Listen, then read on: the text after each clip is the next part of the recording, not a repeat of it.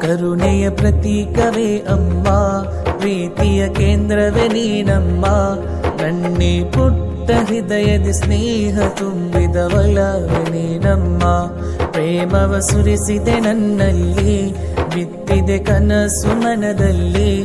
ಅದೆಂದು ಮರೆಯಲಾಗದ ಪ್ರೀತಿ ಪಾತ್ರದ ಹೂವೆ ನೀನಮ್ಮ.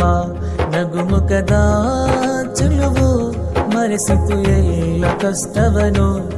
ಮುತ್ತಿನಂತ ಮಾತು ನೀಡಿದೆ ಮಾಧುರ್ಯವನು. ಕರುಣೆಯ ಪ್ರತೀಕವೇ ಅಮ್ಮ, ಪ್ರೀತಿಯ ಕೇಂದ್ರವೇ ನೀನಮ್ಮ.